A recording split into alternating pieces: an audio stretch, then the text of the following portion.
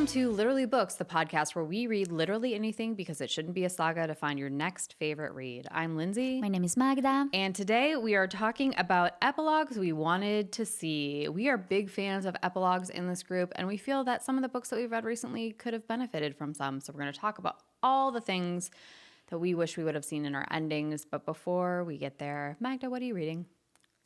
I am in a really bad reading slump. I have started like 7 different books and none of them have clicked. Like I have picked up classics, romantic comedies. I have picked up fiction, historical fiction. None of them are hitting me. So I think I'm just taking a little bit of a break. I think this is the month that I have read the least in a very long time. I think I've finished maybe 3 books total so far this month. I mean, you're a ferocious reader, so yeah. Yeah, so now it's just I am in a weird place where nothing is hitting me. So I'm just going to embrace it. Here we go. We'll see what life has to offer. It got so bad, Lindsay, that I started watching Love Island. I made it 20 minutes in and I turned it off because I'm like, this is absolutely ridiculous. So this is where this is just on our note from last week about how to have a healthy disagreement. Magda and I agree on no pop culture items. She hates all of my reality shows. I have begged her to watch Love Island. So I really am grateful that you tried the 20 minutes. I mean, I do now know who Huda is. Huda. Yeah, and who she is. I know Chris. I don't know. Oh, wait, you didn't watch it from the beginning then because Chris comes in way later. Yeah, see, I already forgot their names. No, I watched the very first episode. You know what I did enjoy was the little dancing montage when they start dancing. And then I'm like, oh, this is fun. And then I was just like, okay, and I'm gone. I made it a full 25 minutes in. And then I was just like, I'm out. This is not for me. I appreciate you trying. You really are in a tough spot though. I am... Mentally, for my entertainment, I am not okay, you guys. It's not good. So I'm back on my procedural era, and I started watching a cop show called High Potential. Really good. I love that show. So with, good. What's I her don't name? know her name. Yeah, she was in It's Always Sunny. Yes. Yeah. Mm-hmm. Great show. I also love that show. Yeah, I binged that in like 3 days. I'm like, this is amazing. It's very good. It's based on there's another British version of it. Yeah, and French too, by the way. Oh, really? Mm-hmm. Oh, maybe it is French. Maybe I'm wrong about British. So I was just like, maybe I need to go check out the French version. So anyways, I have read nothing. I have jumped in all kinds of genres. Maybe next time that we meet, maybe I'll be in a better place mentally. But I am not there yet. So it's okay. I am embracing it. I am back in my procedural era. What about you? That's the most important part, just to know where you are and then give it a rest. I'm kind of in the same boat. I've read a couple of books that I really, really liked. I can't remember what I told you I'm like on a Hunger Games streak right now. And then we read a book for another podcast, Book Top Faves, called The Orc at the Office, which was very like fun little monster romance. But I'm kind of not enjoying anything either. I started The Irresistible Urge to Fall for Your Enemy based on your recommendation. I think I'm going to DNF it. Yeah, that's a tough one. Please don't take that on my recommendation because it was hard for me to get through that one. I think I really enjoyed the ending on that one because I feel like I see the author's vision now, but it took us too long to get to that point. Yeah, I think it's like we've talked about this before, but like I'm in a phase right now where I'm not that motivated to read because I'm just like tired, and so I'm needing something that's going to really like draw me in, and this is not it. So yeah, I don't know. I think I'm probably just gonna have to like keep perusing, and then I'm reading another book that is the opposite of that, called Girl on Girl by Sophie Gilbert, and it's the subtitle of it is like how basically like the book is a bunch of essays about how people that grow up in the early 2000s were consuming media and how basically that media was set up to make them hate themselves and compete against each other. And that is a good topic. Yeah. Because it is so, or media when we were growing up, oh boy, it was a toughie. Yeah, and it talks a lot about how a lot of reality television, a lot of the way that we spoke about women at the time that like was a time when you and I were kind of in formative years, how that really like altered the way in which we approach other women, but also how we feel about ourselves and how that's so ingrained even now in our brains, and how it was like basically an industry engine that was built specifically for that purpose, to make money. I will never forgive myself or the media for what they did to Britney Spears. Looking back, it was just so bad, like the absurdities and things that they were calling her out for. And, for a lot of the drama and things that were happening, we never called out like the Justin Timberlakes of the world or anything. I know. It was just all based, it was the women's fault. And I'm mad at myself for falling into that trap. Granted, yes, I was 14 years old and I think I was a target demographic to be like consuming this type of negative information. So, and how confusing that is. Like, be sexual. We want her to be in a schoolgirl uniform that's really short, but don't have sex. Exactly. Or like, say that you're a virgin, but then hint that you might want sex. But then when you actually have had sex and your boyfriend, your high school boyfriend, or what would have been your high school boyfriend, who is your very public boyfriend, announces that he's had sex with you, to shame you for it publicly without your permission. I mean, all of those things, you're totally right. Like, that's such a good example. But it's even just like, and you see it with a lot of other people, Amanda Bynes, Yes. and like you can see like the damage that it's done. And we're like the filtered down versions of that. It's just really, the book is really good. It's Sophie Gilbert. She is a journalist by trade, and so the book is, but it's like a fun read. It's an interesting read, particularly for our generation because it's so relevant. So I highly recommend it. Oh, I love that. I might add this once I'm out of my reading slump. I'll give it to you. Anyway, I think that's all rocking around in my brain pan right now. I'm very like I love out it. of it this week. I don't know. Oh, same. I think, yeah.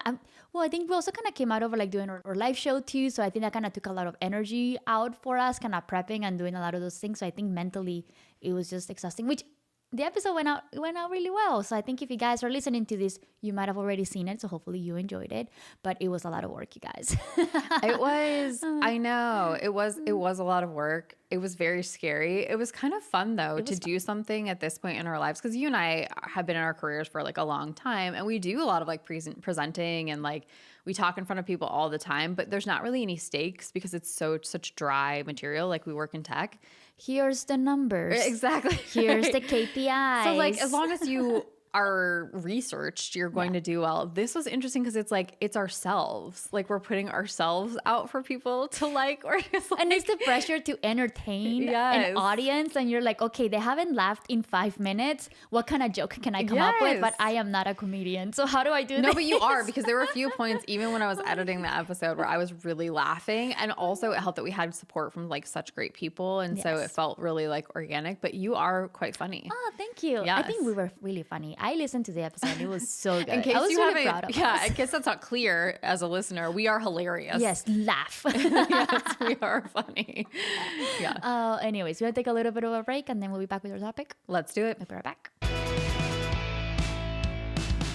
Welcome back, everyone. We're going to get into our primary discussion, which are epilogues that we wanted to see in the books that we've read. Let's start out with some background info on epilogues. An epilogue is a piece of writing at the end of a work of literature, usually used to bring closure to the work. It is presented from the perspective of within the story. And the first known use of the word epilogue was in the 15th century, and it was used as a conclusion section for a literary work. The first example of a dramatic epilogue in print is John Phillips' The Play of Patient and Meek Gristle from 1569. An American author, Henry James, has said that the epilogue is a place that distributes last prices, pensions, husbands, wives, babies, millions, and appended paragraphs in a cheerful remark. I think that's so funny. It's so perfect. It's exactly what I want. That's exactly what I want to see in an epilogue. It's like a post-credit scene where you get a little boop on the nose to be like, thank you for reading. Here's a little bonus of everything tying out. It just makes me so happy. I am a sucker for epilogues. Like, just give them to me. I want to know more about all kinds of stories. Honestly, not all of them it kind of fits in, but I think there's different types of stories that I'm like, I've invested so much of my time learning about these people's lives that I kind of want to know more about what's going to happen later. You know what's interesting is when we were talking about this episode, Magda had the idea for this episode, and I thought it was so interesting because it's true. I think there are a lot of books where I'm like, oh, I want to revisit. And I was trying to find, we're going to talk in a second here about our favorites, but I think that epilogues are far more common in romance and women's fiction, because I was like, I don't have that many books on my shelf that like leverage an epilogue. And so many of them really, I thought, would have benefited from like just a little extra info as a payoff. Exactly. Yeah. I completely agree. I feel like I initially when I'm like, oh, it's because I'm a romance girly, but I'm like, but wait, like I feel like this could have played out really well in a lot of like science fiction books or historical books or things that I wanted to pay off, and I just never got it. But and maybe it's because I am a romance girl that I'm like, oh, I want to know what happens afterwards. I want to know the payout of all of my time that I invested into this 15-hour or 20-hour book. I agree. And I think what I like in an epilogue too is like not necessarily, I mean, they're like that quote that you just said where it was like, oh, they get babies or marriages.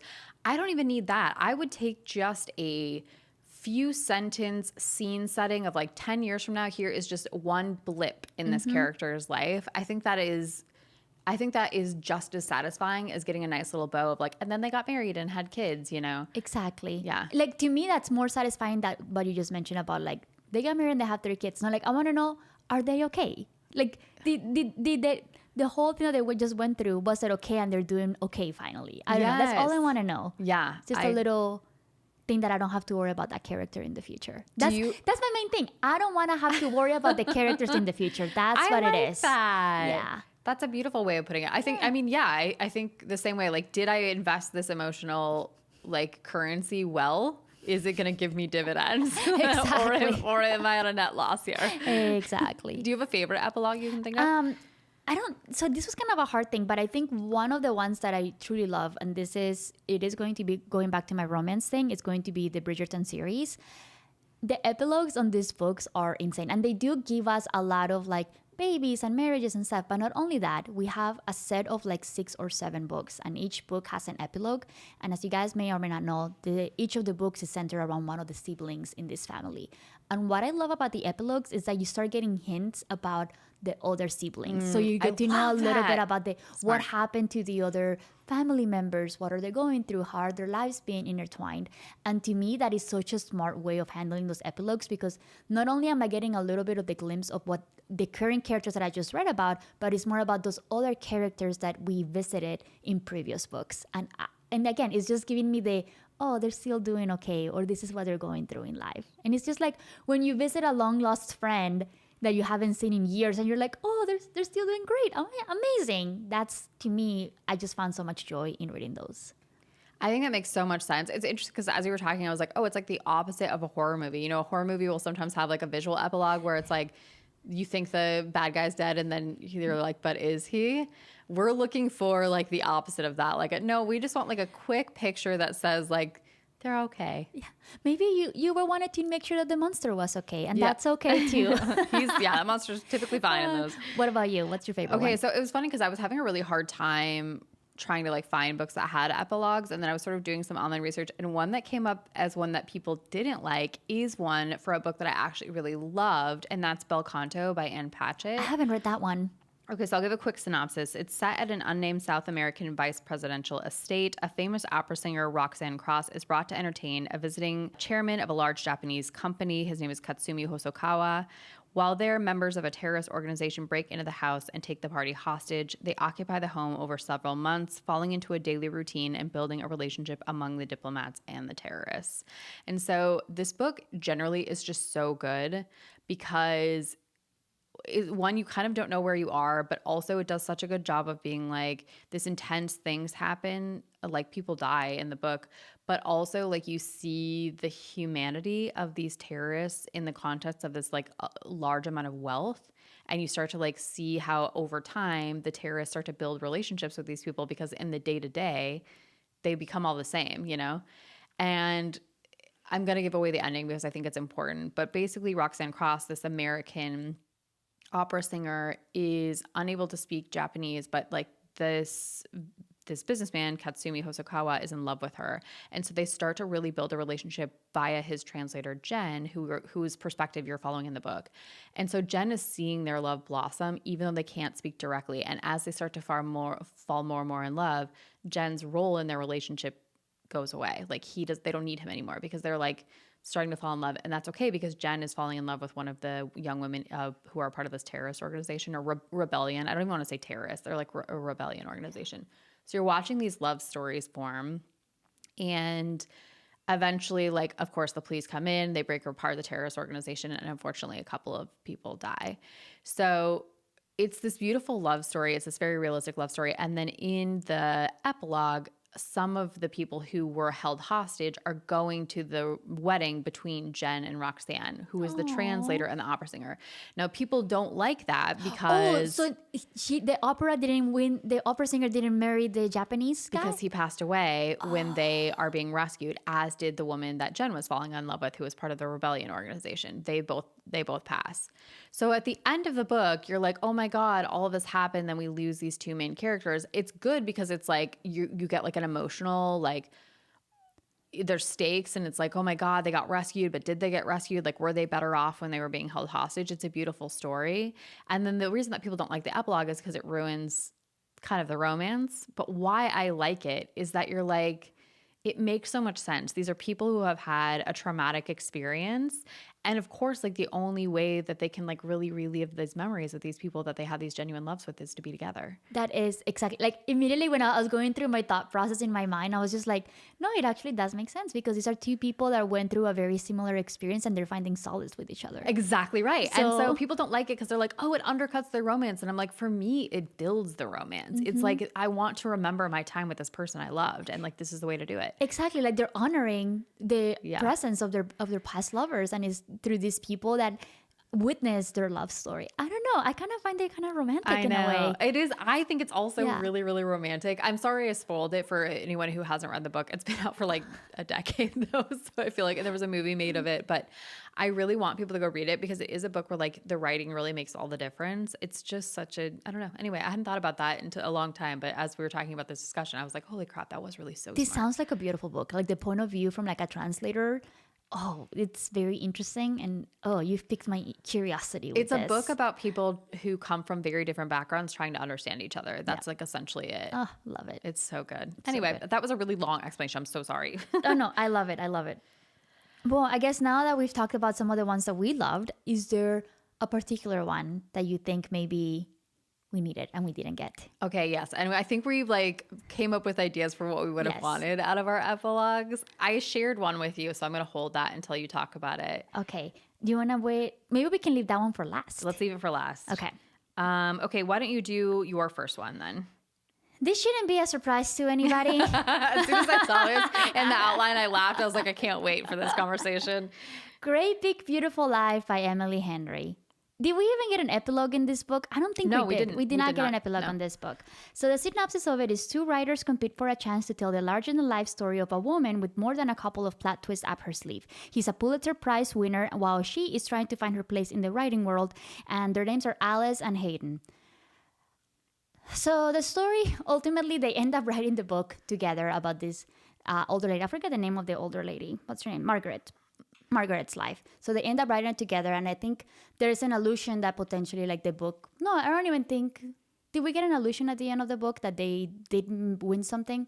I don't think they did. They just ended up working together to make the book together in any ways.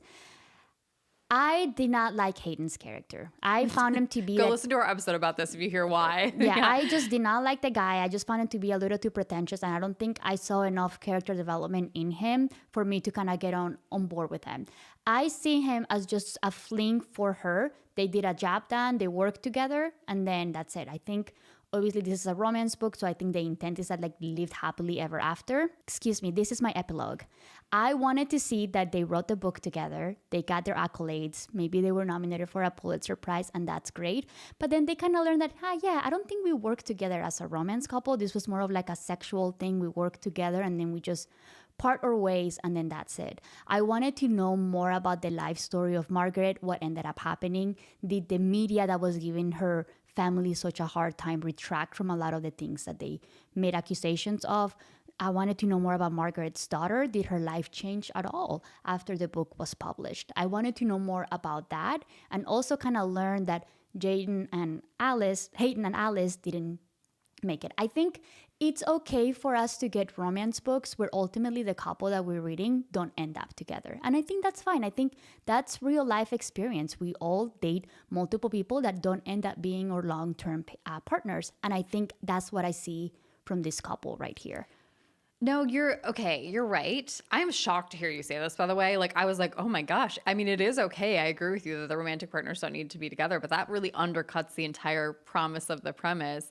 But I 100, even though I love that book and I did love their romance, I 100% agree with you because if you think about it long term, he was like the more famous writer first.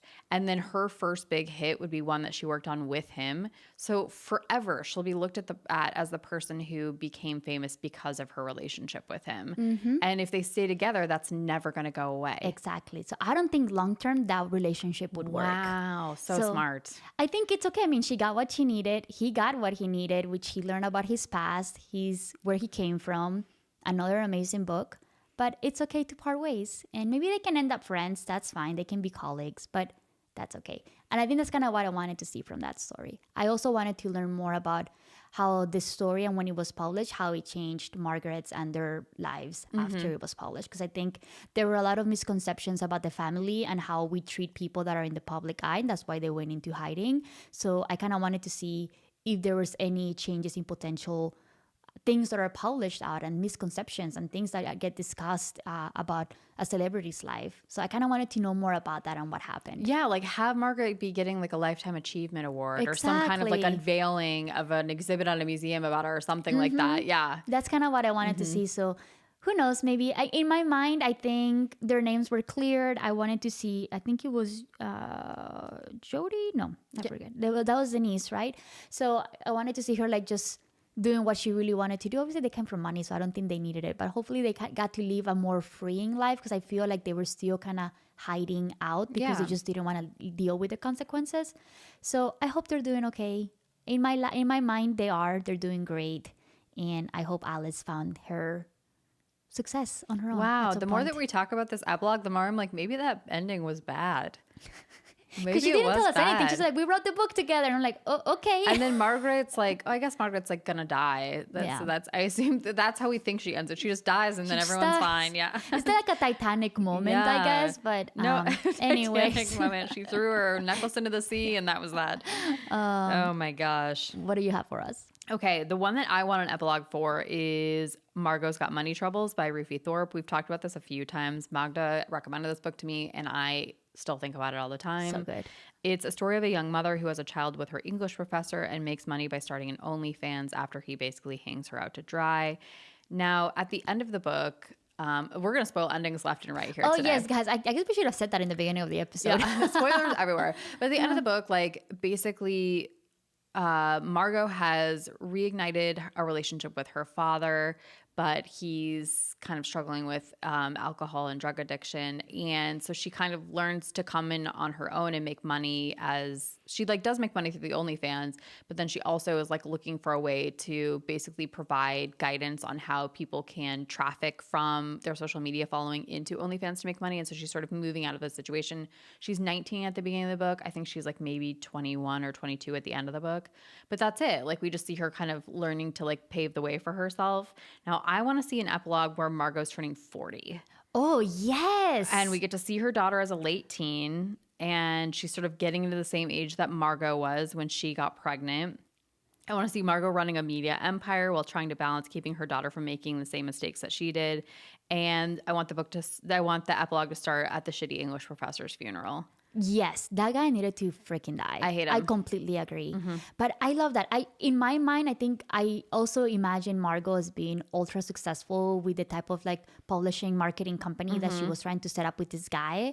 So I think it was like that other guy that was trying to kind of help her out. Yeah, right? That's right. She meets a guy that's going to teach her how to do like an algorithm or whatever. I don't really care if they're together. Yeah, I don't or care not. about that. I think they could have been just really good business partners. Yeah. I think she needed a good guy friend in her life, and that's kind of how he's being friend-zoned in my mind. Or like maybe in the sequel, they're like they've been working together for 20 years and they haven't really crossed that line, and then they realize like, oh, this is my partner, you know. But I didn't even really think about that. Yeah, I just wanted to see like, how is Margo going to navigate a relationship with her daughter? You know, I don't know. That's an interesting point of view, and like especially as she learns what her mom did in order to get ahead. Like, what are the repercussions of having that type of relationship with your teenage daughter? And I don't know. I find it to be so fascinating. Oh, I love it. Yeah, but in my mind, Margo's doing great. She made a ton of money. Oh, Margo's doing worked great. the system Yeah. the way that it should have, and she is helping other young women trying to navigate similar circumstances. I love that. Yes, I had that same idea in my mind. Yeah. Oh, I love it. Go read the book. The series should be coming out pretty soon too, which we're really excited about. I can't. Maybe Apple TV is listening to another us. Fanning, another Fanning, Another right? Elle Fanning, It isn't. yep. It's Elle Fanning. It's Elle Fanning. Okay, yeah, that's gonna be so good. And then Elle Fanning was the one that narrated the audiobook too, which is really good. That made me love the audiobook. I know. I really love that book. That was like maybe one of the best recommendations you've So ever given good. me. I think And that about was it all like the a time. random one. I think it's because they went to the Texas Book Festival and we didn't get to go into one of their panels. And I'm like, I kind of really wanted to check that one out. And it worked out. She's so good. So good. So good. Okay, what's your next one? Okay, this one could be a controversial opinion. I am so sorry, but I don't think this should be a surprise either. I'm going to not agree. I'm going to hard not agree with this one, but let's go. It's going to be Tomorrow by Gabrielle Zevin. The novel follows two childhood friends, Sadie and Sam, who began a successful video game company with the help of their friend Marx. Listen, I have a lot of opinions about this book. It was a really beautifully written book. Did I agree that Mark should have died? No. I'm still mad about it. He destroyed me, and I think it was just done for a shocking purpose. I think there was really no intent of him dying. If I start looking back about this, at the end of it, Sadie and Sam, they're not really kind of talking to each other, but they come back together at some point. They're like, maybe let's kind of start talking about maybe writing doing like another video game. They kind of leaving the possibility open of like making another video game together, and maybe talking a little bit more because they were not on the best of terms after like Mark's died. Like Sadie went into like a really big depression because Sadie was pregnant with Mark's child, which she lost, and it was just like a whole thing. I don't agree that there should have been any romantic relationships in this book at all. This is one of those books to me that just didn't serve any purpose. They just should have him being like a good group of friends. However, let's get into the epilogue. It is what it is. I wanted to see them like another big time jump 20 years from now, what ended up happening to the company. I think they maybe tried to do another video game together and it just didn't work out as successful as they intended. And then they just decided to not be friends anymore. I think they were really toxic for each other. All of these little group friends. Mark's, what his intent in this book was to be the buffer between these two characters. And without him, they don't work. So I think they could have potentially realized that, continue to be civil, kind of running the company, whatever. But in my mind, they just went their separate ways. Maybe they tried to kind of keep like a business relationship together, but that's it. I wanted them both to find success on their own, keeping it civil, but that's it. I didn't like that the ending just kind of left it like, yeah, let's work on like a video game together at some point.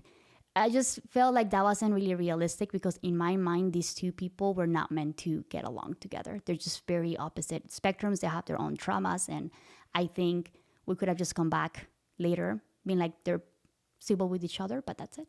And that's my ending for that. Okay. That's what I think. I'm still really pissed about Mark's dying, by the way. I hear what you're saying. Yeah, I hear what you're saying. I also just think so much of that is like their age. They're all really young. Like they start out as friends really young. And like when all of the crux of the drama that Magda's talking about, like they're also still really young. So I agree with you. I would want a time jump too. Yeah. It has to be like 20. Yeah.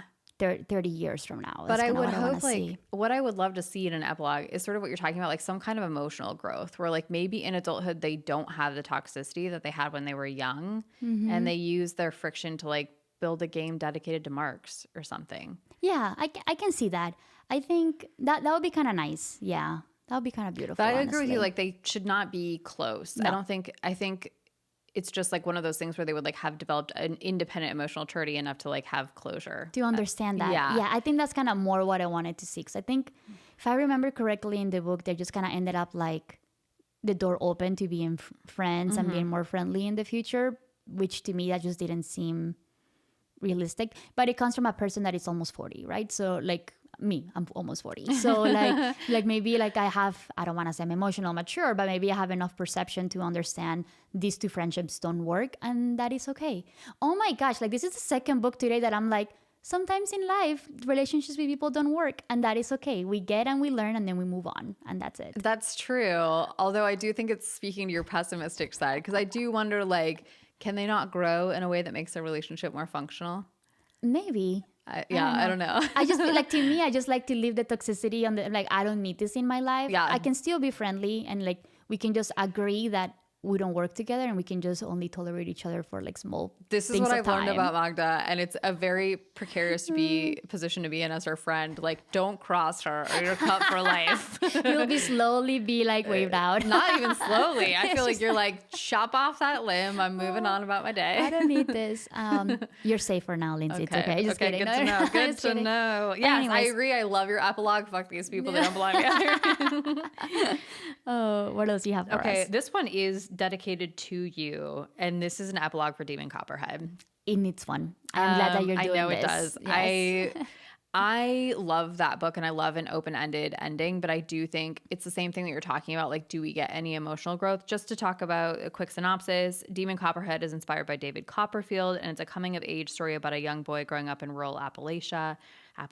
That's where I used to live, and I feel like you got to say Appalachia. Anyway, he experiences poverty, loss, drug addiction, but the reader also sees him navigate these challenges through his relationships of those around him, and one of those relationships is with sort of like it's not really a foster sister, just like a person. He ends up moving in with his football coach, and her father is the football coach, and they have this like friendship that starts when he's a teen.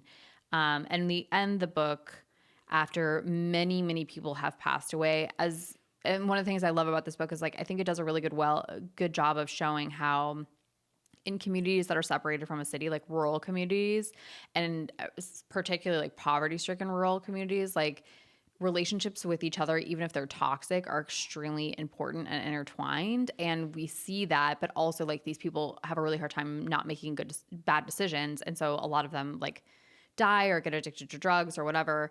And that's what happens. And basically Demon comes back to his town and runs into Angus, and they sort of drive off together, and that's the end of it. Yeah, this is a book that for me, I wish I never read it, but it was because it's so sad, and I think it just felt so real, the way that a lot of the adults in his life just failed him, and he just had to figure out his way in life. And despite all of the obstacles that he went through, in the open end there, we kind of make it sound that like he was okay. He survived all of these kind of crazy things, but it was just kind of up to the reader to kind of make that assumption, and I wanted more. No, I think the thing that you struggle with and that I struggle with, but that feels so real about it, is that it's like a story about people trying to do their best and just doing a really bad job at their best. And so it can feel really like depressing, because anytime something good happens, like 10 bad things follow it. Even when they're trying to make good decisions, they just can't, and shit gets in the way. And then when something good happens to them, they immediately fuck it up because they don't have the tools to like navigate it. And so it's like a beat down a little bit. So my proposal for the epilogue, because we know that Demon and Angus run off together, and one of his big things is that he wants to see the ocean. That comes up like constantly, and it's where like we hope they're going at the end of the book. Yes. In my epilogue, it's also in the future. We love a time travel, I think. We do love a time jump. I want to see Demon and Angus in San Francisco. Angus is a teacher, and Demon has found some sort of moderate amount of success as a comic book author, and he owns a bookstore, and they take in foster kids and help them work through their own traumas. No notes. That's perfect. That is perfect. And and that's kind of what I see of these people. Like, I don't want them to be like, and they became rich and successful. No, I want them to be living normal, in this case, a normal mundane life, because that's what he needed to have. Exactly. As he was growing up. Something that is like, I am working, and then I am going to do my grocery shopping, and I don't have to worry about how I'm going to be paying for my groceries. Those type of things. That's what I want for him, to just live a normal life. Yeah, because the thing in the book is like those two, he has like a high school teacher and his wife who he gets really close with, and that's who like kind of teaches him how to write and things. And I guess in my mind, I'm like, oh, the perfect ending for him would be that he would have some kind of relationship that looked like that. Exactly. Yeah, and I think you're right that it's a normal life. Like something mundane and boring would be the most satisfying thing to see. For him, because he was able to escape a cycle of really bad situation that his family was going through. And like, there was really, for somebody that is coming from the life that he's coming, it's very hard to break that and be able to just leave and he did it in a very sad way. But No, but I hope that he's okay. I love that he lives in San Francisco now. That's in my mind. That's what actually is happening. Of course. And he's living a great life next to the ocean. That's I great. said it, so there you go. That's how it is. It's true. I love this. Is this considered fan fiction? I guess we are doing We're writing our own fan fiction. And on our next episode, we'll start giving you chapters for each one of these. I love this. And then I think the next one, we both have the same book, which is Project Hail Mary by Andy Weir.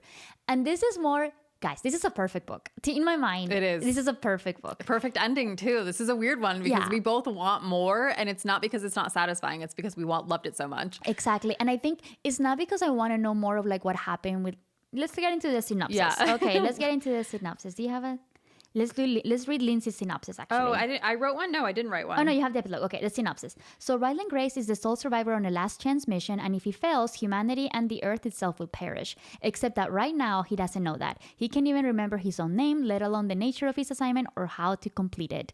I didn't even write the most important thing. Spoiler alert, if you haven't read this book, please get out of here. I do not want to like ruin this for you. No. Giving you a little break. Turn us off. Goodbye.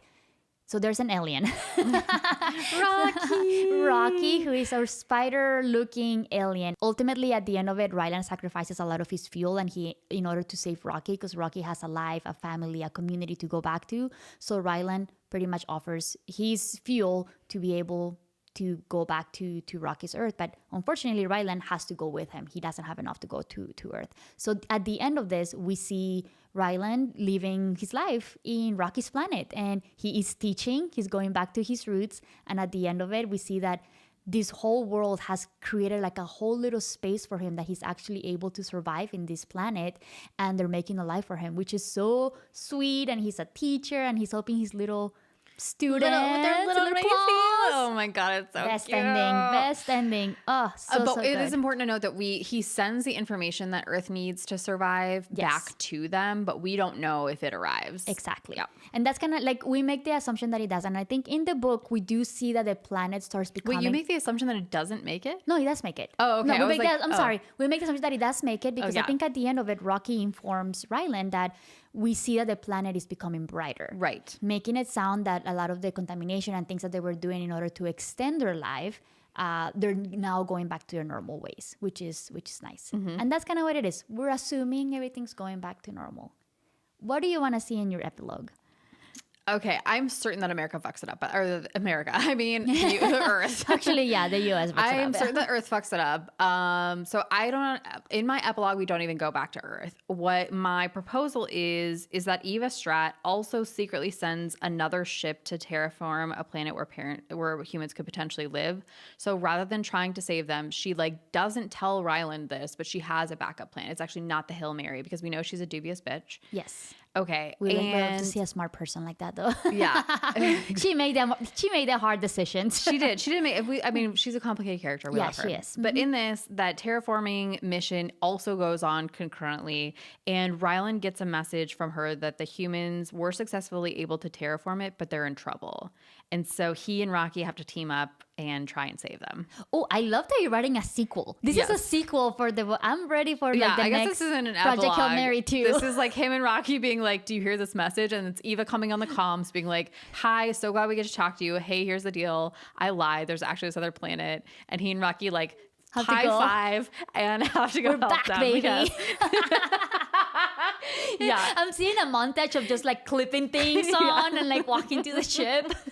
We're back, baby is perfect. That's the tagline of the book. Yeah. What about you? I love it. For me is that they also, the world fucked it up as well. Yeah, we both assume like Earth. No, we didn't learn a lesson. What for one single second? They fucked it up. But what I do want to see, I wanted to see how they messed it up. I wanted to see how the geopolitical and the deterioration of the Earth kind of came about.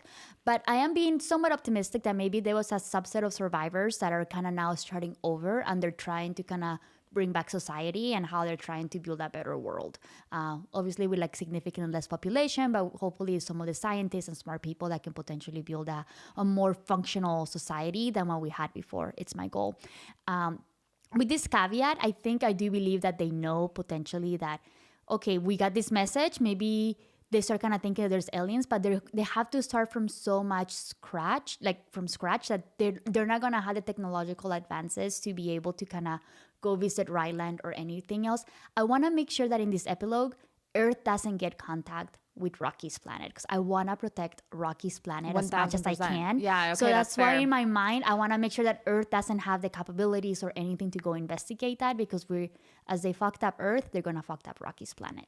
So that's kind of where I leave it at. I think it's a good society. They're kind of starting from scratch, but in a hopeful note, that they're going to do it better than they did it before. You know what you're describing kind of is Foundation. Is that what it is? Yeah. Isaac Asimov's Foundation is sort of about this. Like, I know that Mirko. My husband is obsessed with the series. Yes. So am I. But it's essentially like, yeah, they know that there's like a downfall for their empire coming. And so they basically like set out all of these plans of a way to like preserve the knowledge that they've gained, and to some success in some places and to lesser success in others. Anyway, that's kind of it. I mean, Isaac Asimov and I myself, we just think alike. You know, Yeah, we're you're just the basically same. Yeah, I mean, great minds. you're probably just like a little bit better, you know? Obviously, Yeah. duh.